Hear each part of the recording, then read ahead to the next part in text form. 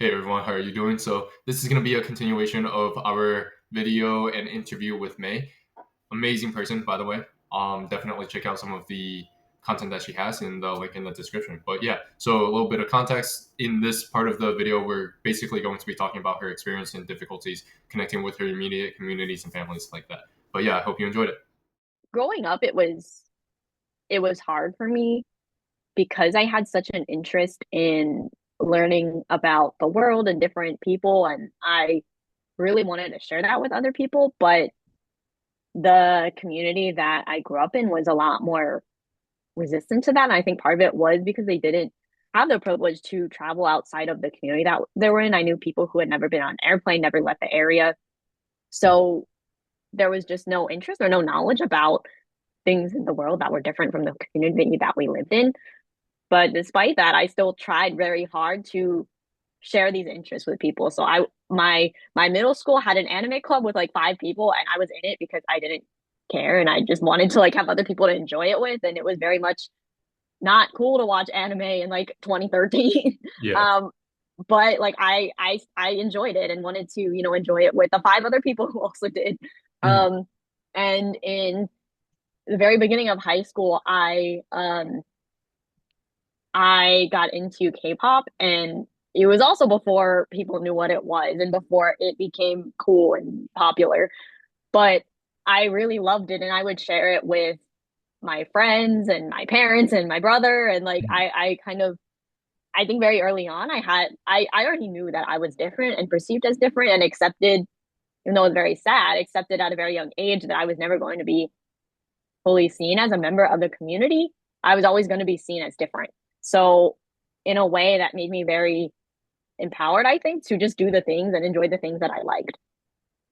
So, I felt like I could just enjoy the media that I enjoyed, listen to the music that I wanted to. And I would say, I think it's cool, so I'm going to share it with you. And if you don't think that's cool, that's fine.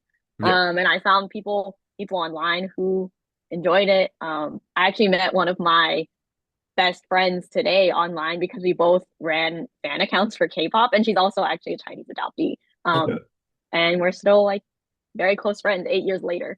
Um, but I was able to find community in different ways growing up, most of it being online, seeking a community around, these different media and pop culture interests that I had because no one in real life enjoyed it other than my brother. We both liked K-pop. I got him into it.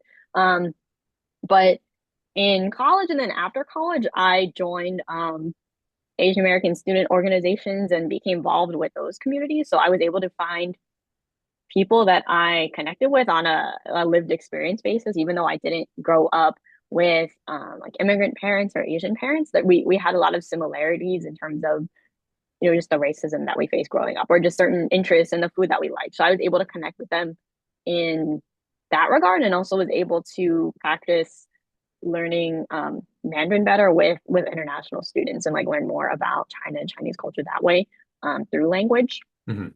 And then now, as an adult, outside of college, I've just built community through like online platforms and just groups where people are looking to make new friends in the area since I decided to stay in DC area after graduating. So I was just able to make community and find community that way.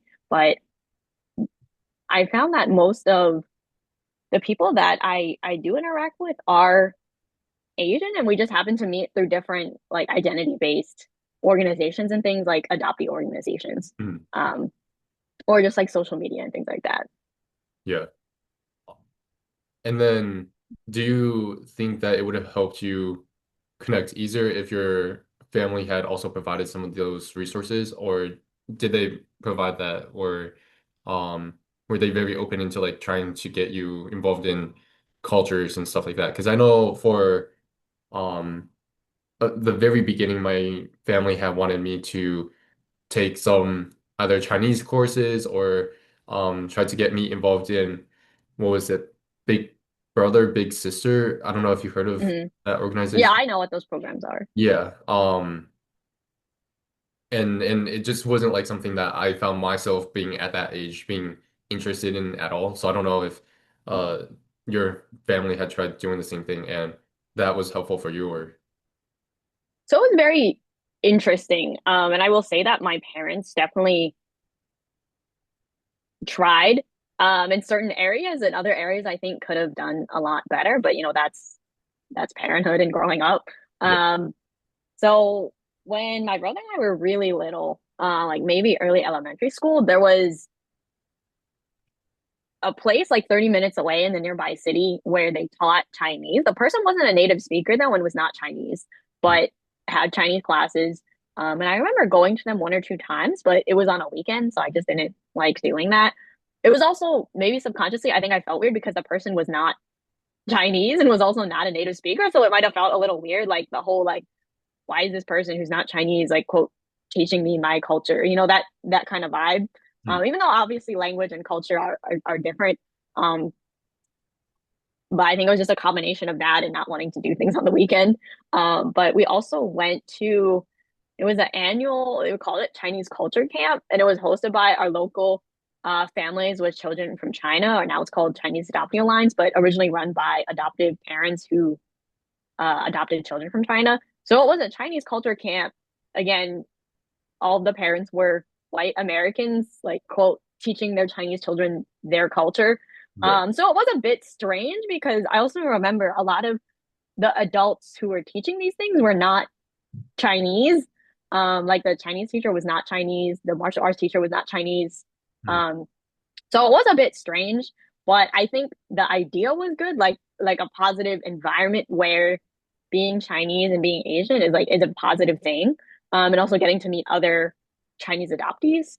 That was a positive experience. And they would host Lunar New Year events that we would go to sometimes. And then also just the annual Chinese culture camps. Mm. So it was like a positive association, I think, growing up with being Asian. And I don't think I ever really felt bad about being Asian, especially past elementary school. It was more so I felt bad about the environment where I was in, where being Chinese and being Asian was a bad thing. I never thought that I was bad.